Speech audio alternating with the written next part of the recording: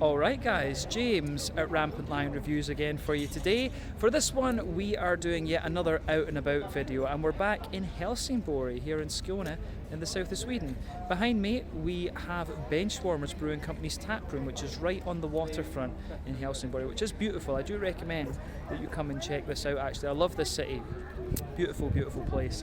But yeah, we'll do as we usually do. We'll go in, we'll take a little look at the bar, the tap list, the food and things like that. We'll taste a few beers and then I'll give you my final thoughts. But yeah, let's crack on with this one then. So guys, yeah, just to let you see where this place is, we're right on the Helsingborg waterfront, which I love. Whenever I come up to Helsingborg, I always enjoy just having a walk here. So at the moment we're facing north. You can go up here and continue. If you walked far enough, you could get out to Höganäs and the Kullaberg Peninsula. You can see we've got Helsingør. We'll be over the boats and things over there. That's Denmark over there. Then down here is toward the central station. But yeah, as you can see, right in front of the Benchwarmers Brewing Company. They've got a lovely kind of outdoor area here. It's quite extensive actually. But there you can see brewery taproom. The brewery itself is down a little bit to the south of the central station. But yeah, you can see here, lovely kind of outdoor area actually. But yeah, the bar itself is relatively new and quite swanky as well. But yeah, lovely. I do like this. What would we say? Is it 64-bit? I'm not 100% sure, but I do like this image that they have with the tankard on the front. But yeah, it's a lovely bar. The artwork of this is very, very nice. But yeah, as you can see, if you come over here, Pontus is chilling, waiting for me. Very kindly letting me use his phone for this video to test one before I buy it. But yeah, you can see they've got some interesting merchandise here. Stand over to the side so it doesn't get all the things. But yeah, there's some really nice cans and stuff in here. We're not allowed to take these away in Sweden, of course, because Systembolaget and all that kind of thing. But yeah, some interesting beers here. Hopefully these make it out to Systembolaget at some point. But you can see they've also got their t-shirts here. There you can see the brewpub ones, and they've got their lovely glasses as well. So this guy chilling on the bench here, this is the symbol of Benchwarmers Brewing Company. But yeah, Pontus is checking out the menu. We're going to have our beers. I've already filmed the first tasting, but yeah, we'll do some more. So hello again, Pontus. When I'm out with Pontus, I always compliment him on how orange his bag is. He's never going to lose this thing. It's awesome. I love it. Alright guys, so just a little look at the tap list for you here then. So there's Solokvist, which is a Galaxy, Mosaic Cryo Double IPA, Lot Lizard West Coast IPA. I've had Lot Lizard I think a few years back. The Bird Up, which has a few interesting hops in it, Session IPA. Fruit there it is, Pineapple Mango Ginger Sour, that sounds quite interesting. An Otter Sour, Blackcurrant Raspberry Blueberry, that sounds very interesting as well. An Experimental Sour, Strawberry Rhubarb Black Pepper. They've got one from Brewski and Omnipoil, Insanely Blueberry Sour, that could be quite cool. Doggy New England from Brewski of course, Stone Tangerine Express, a bit of a classic that. Folster, Idaho 7, Cryo Mosaic IPA, Ora Brewing Company, Hey Stranger, Single Hop Citra Brett IPA, that could be quite interesting. Hoppy Citra Nelson Sauvignon, I think I'm going to review that one. The Pilsner, which will be the first review, and the Bjorgen Kjorgen, a Pineapple Lychee Kiwi Sour, and then Slice and Dice from Breakeria. So really interesting tap list in this one. Just a little look at the pizzas for you here as well. Some interesting things. You'll pay about 150 kroners for a pizza here, and they will do sort of specialised things for you. But yeah, nice pizza list here. So that's what it's all about here, beer and pizza, and they've got a few whiskies and things as well. But yeah, that is your tap list.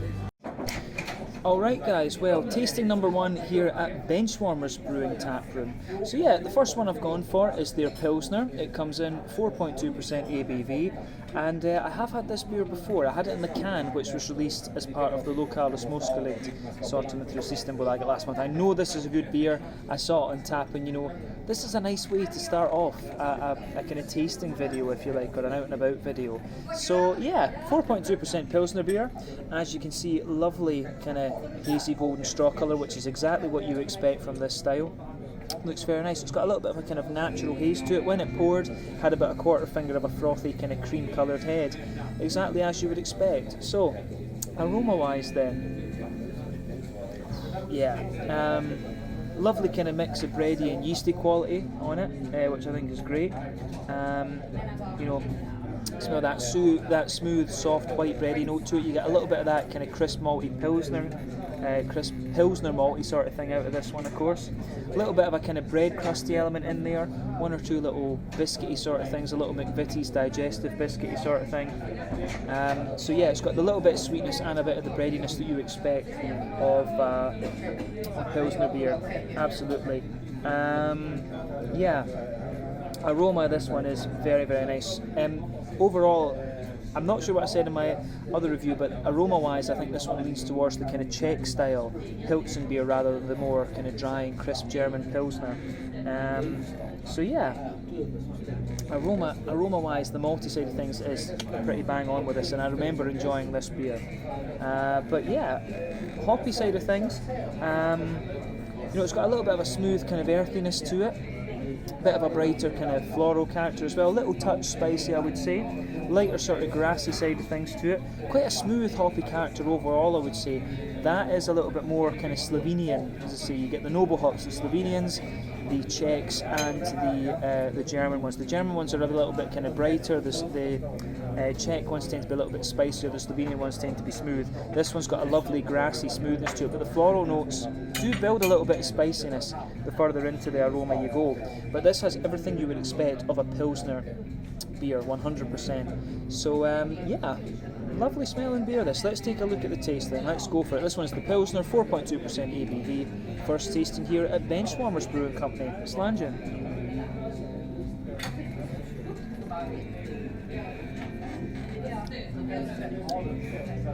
Yeah, very, very nice. Just a great beer to start off with this. It's got everything you would want from the style. You know, these Pilsner beers, as I've said to you, they're not intended to be sort of flashy or do anything unusual. For me, the way to find a good Pilsner is one that does things authentically. As I said in my kind of sit-down review of this beer, it does it, and it does the same on tap as well.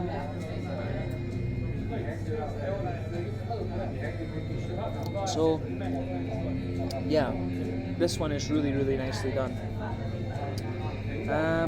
Yeah, where do we start with this beer then? Across the middle of your palate, you get that nice kind of smooth, light, crisp white bready note out of it. A little bit of bread crust at either end of the middle third of your palate in this, that's for sure. Towards the back of that middle third of your palate, you can feel a little bit of the crispness of the kind of Pilsner malt coming out of it. You get a wee bit of sweetness right in the dead centre of your palate too, which is very, very nice.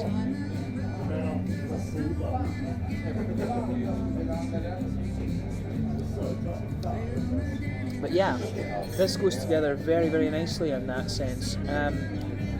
Yeah, the more that you drink of it as well, it does get a little bit more grainy. Into the back third of your palate, you can feel a bit more of the bread crusty quality coming out, a bit of the more airy kind of yeasty element in there as well. It's got a very nice kind of, as I say, it's got a very, the kind of graininess that you get on the back of the palate here builds a good little bridge with the earthiness of the hops. We'll come to that in a minute. But yeah, this beer does build a little bit in kind of crispness, dryness and graininess the further you go into the aftertaste, absolutely.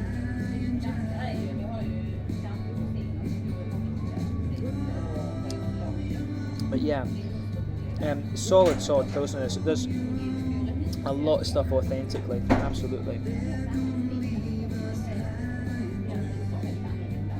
So yeah, very nice.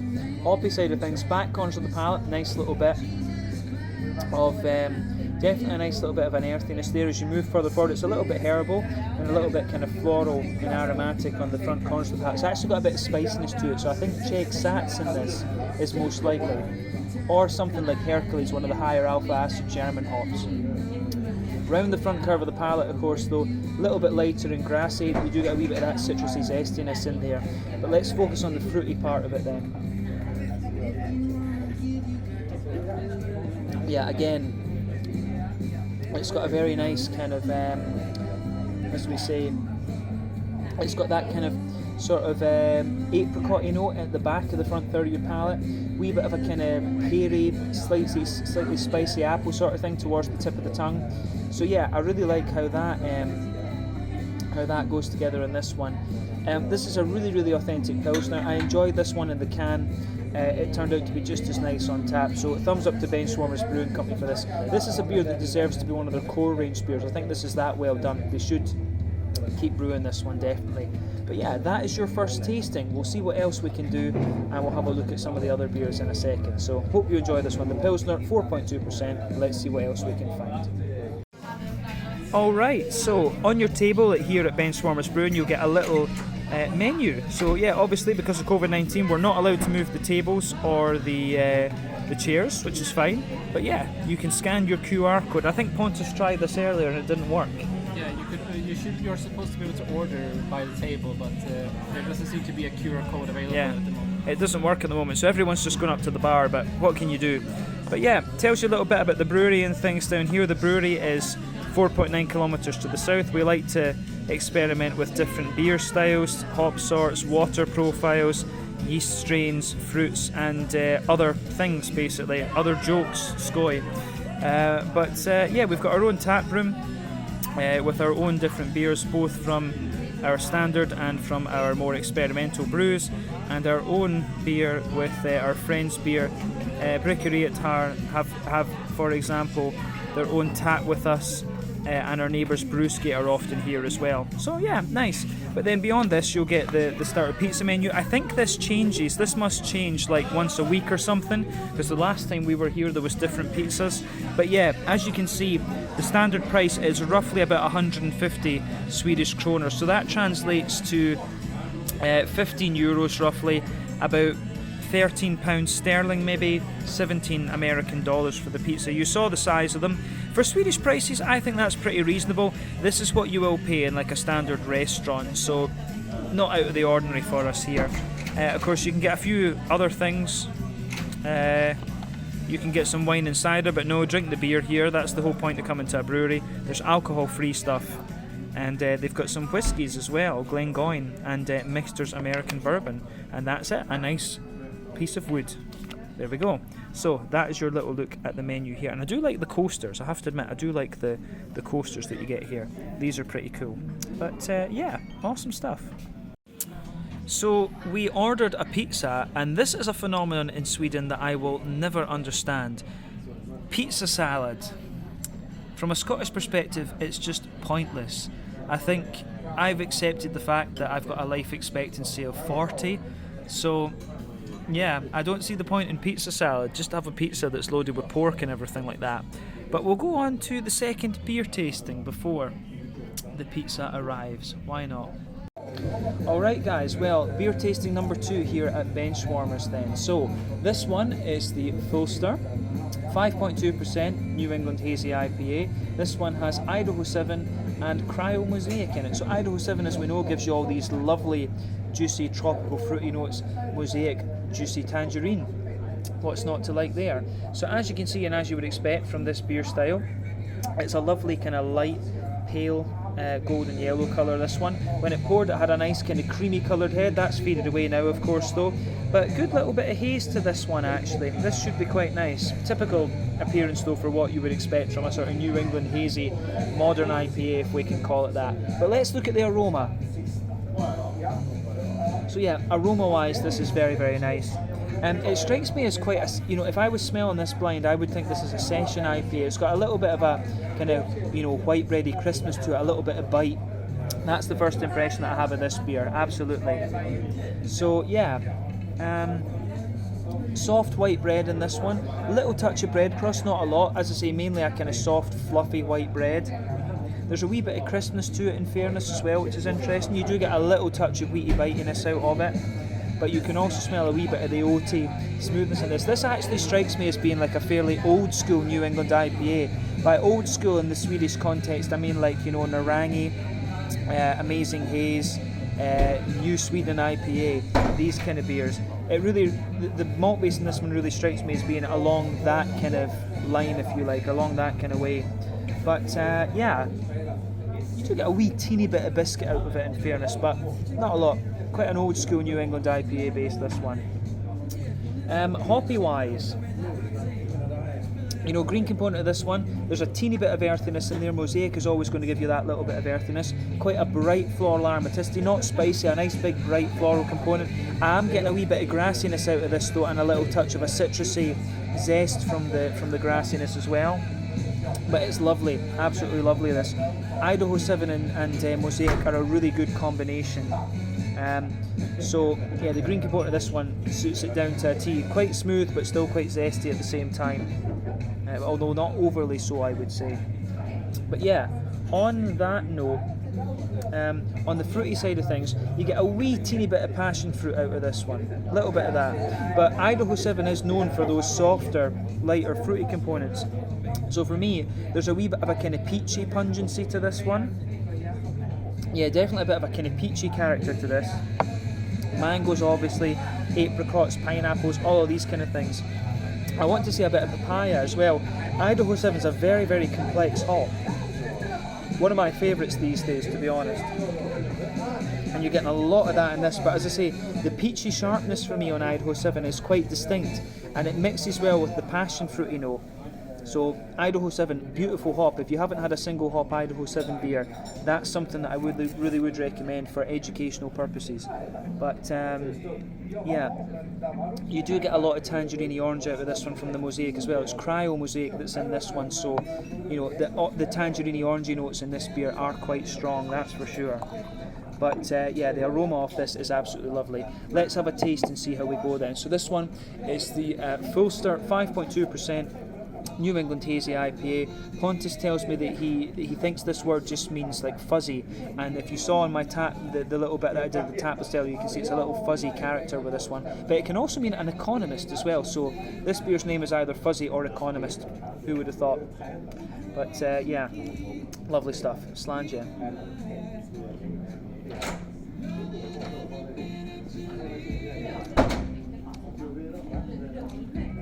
Yeah, interesting.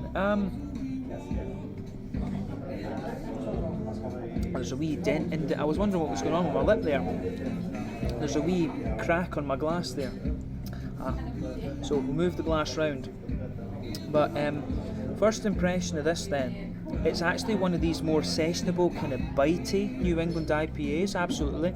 It's got quite a big green component to it in the beginning, and it's got a bit of wheaty bite to it. That's my first impression of this. It reminds me of a few of the more session IPAs, if we can call it that, over the last while. But yeah, so this one is actually quite similar in the taste to what you get from the aroma. Smooth white bready base to this one. You actually get quite a bit of the pale malt coming out of this. You get a wee bit of the kind of crispness to the pale malt of this beer. So quite a bit of that coming out of this one. You can feel that right across the middle of your palate. I do suspect this might have a wee bit of Pilsner malt in it, particularly as you go towards the back of that front, of that middle third of your palate there. But yeah, white bread underneath, a little bit of a kind of wheaty smoothness on top, a wee bit of Pilsner malt in there, and a wee bit of kind of sweet biscuity malt right in the middle of your palate. As you go onto the back third of your palate, wheaty bitiness intensifies a little bit. You can feel the more yeasty elements out of this, but this is very much like a kind of session IPA, I would say.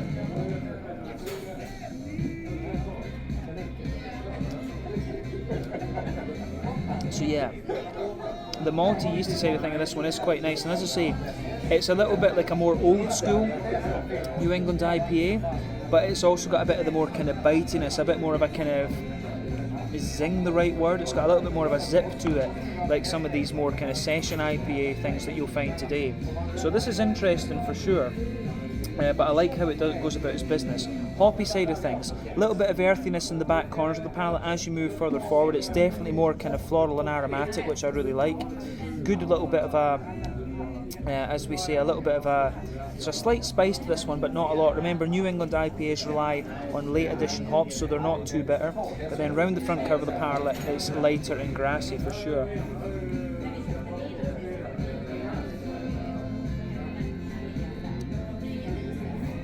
But yeah, round the front curve of the palate, as I say, bit of a lighter kind of grassy sort of thing, and it does have a wee bit of zest to it, which I think adds a little bit more depth to the beer. On that front third of your palate, that's where you get the fruity, juicy esters. So towards the back of that front third of your palate, there is a wee bit of a kind of pungent passion fruit. For me, I get a bit of peach out of this as well. Idaho 7 gives you a bit of that peachy note, but then as you move further forward, it mellows out. Quite a bit of mango for me, a wee bit of an apricot, a bit of a pineapple in there, then a more oily tangerine note on the front tip of the tongue. But like I say, this beer overall really has a bit of zip to it. This is a very sessionable IPA. At 5.2% though, I don't know if you can technically call this a session IPA, potentially. But it's nice. It is very nice, this. So thumbs up to Benchwarmers for this. This is interesting, that's for sure.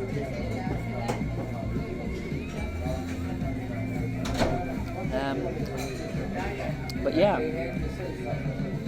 interesting stuff from that side of things. Mouthfeel wise then, I'd say that this beer is kind of towards the lighter end of mid-body. The carbonation is quite smooth, but at the same time quite crisp. So I can certainly appreciate that, a kind of crisp, smooth mouthfeel out of this one, which I really like. Wee touch of sweetness in the malt base, a little bit of bitiness, as I said. And on the fruity side of things, it's quite a juicy fruity character you get off of this one, quite smooth yet quite juicy. But I think that rounds this one off quite nicely. A very sessionable and kind of zippy IPA this is interesting. Idaho 7 gives you a lot of complexity, but the peachy notes and the passion fruit linger there into the aftertaste, and it's got quite a bit of wheaty bite, which I think you need at the lower ABVs actually. So yeah, this one was the full start, 5.2%, Idaho 7 and Mosaic. Let's leave it at that for this. We'll do another one or two here, I think. Alright guys, well the pizza just came, so I got one that's called the Ostman with lots of curve sausage. So yeah, and I think Pontus went for the same thing, although a margarita with sausage. So both look pretty damn impressive. As I say, these pizzas are like 150 kroners, so this is typical restaurant prices for what you'll find in Sweden. But yeah, awesome stuff, awesome stuff. So yeah, as I told you, every Swedish craft beer place you go to will have board games. Quite a good selection, I have to say though, but Swedes obsessed with board games for some reason. Never understood this. Ooh, that's a beautiful shot, that. The camera on this thing is awesome. So yeah, big thank you to Pontus for letting me use his Asus Zenfone. Try before you buy. It's awesome stuff. I think I need to get one of these now. Awesome camera, I have to say. But yeah, our third and final tasting then here at Benchwarmers Brewing Company. This one is the Lot Lizard. I think I've reviewed this beer on the channel before, but I'm not 100% sure.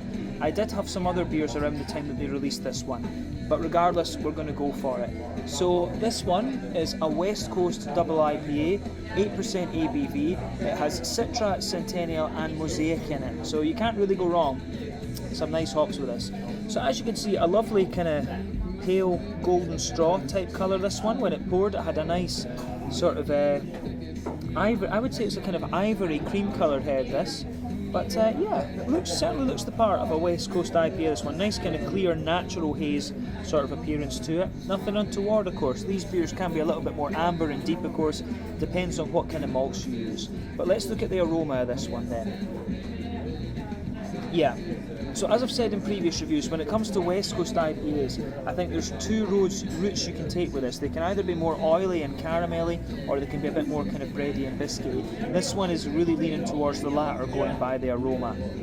But yeah, so straight away with this one you can smell a kind of smooth, crisp, white bready, pale malty base to this. That comes out right away.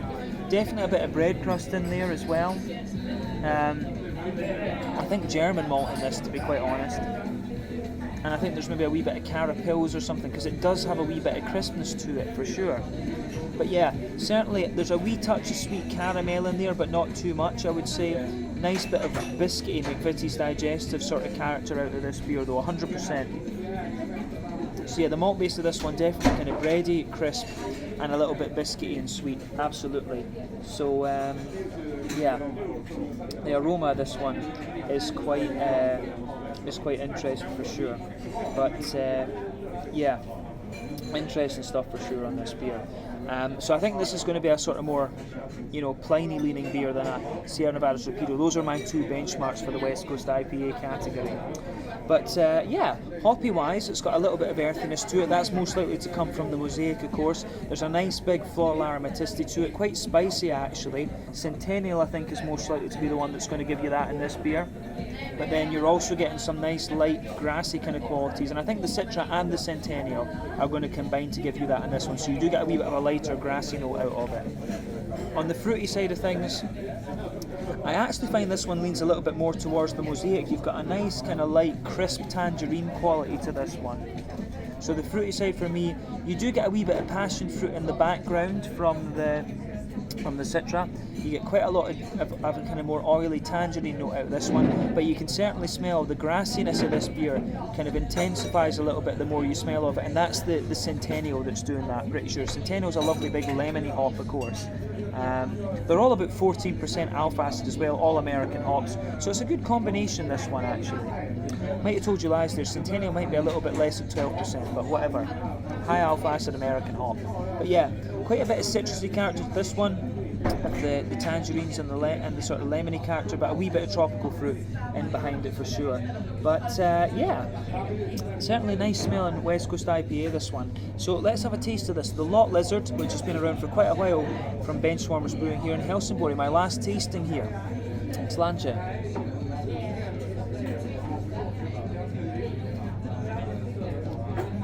Ooh, that is nice.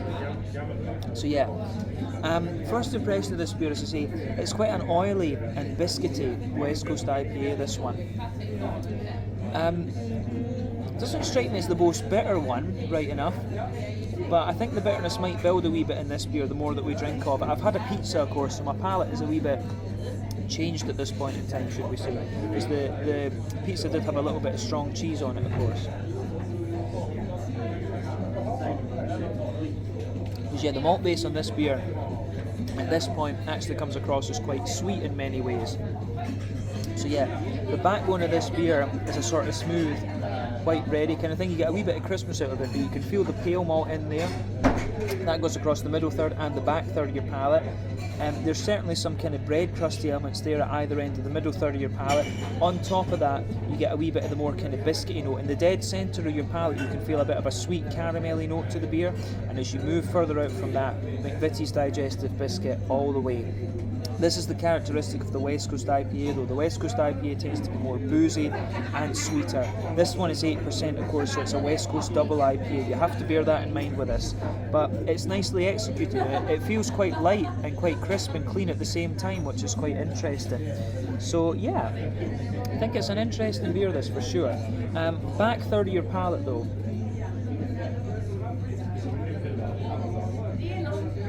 I think you get a bit more, I think on the back third of your palate, you get a bit more brown breadiness out of this one. You can certainly feel a little bit of a kind of slightly sweeter yeasty quality in there. But it works for this beer, absolutely. And I think that's all we really need to say about the malty, yeasty side of things for this one. But back corners of your palate, certainly a nice little bit of earthiness to this beer. Not overly much, but yeah. Does give you a wee bit of bitterness. As you move further forward, it's a little bit herbal, and as you reach the front corners of the palate, definitely a kind of more slightly, there's a bit of a more kind of dank floral aromaticity to this one. You can certainly feel that. I wouldn't say piney in this, but definitely a bit floral. I would certainly say that. But yeah, around the front curve of the palate, it's certainly got a nice little bit of a lighter grassy zestiness in there. Like I say, most likely the Citra and the Centennial are the ones contributing to the grassy side of this beer. The zestiness builds up a little bit the further you go into the aftertaste of the beer, but it's certainly got a nice, it certainly has a nice little bit of, as we say, it's certainly got a nice little bit of kind of just grassy bite to it on the end. I do like that. This beer has a wee bit of zip to it. For an 8%er, that's a bit dangerous, of course, but I think we've covered the green component of this. Bit of earthiness, nice bright floral aromaticity, and a wee bit of a zesty grassiness, and they're quite well balanced between the three, to be quite honest.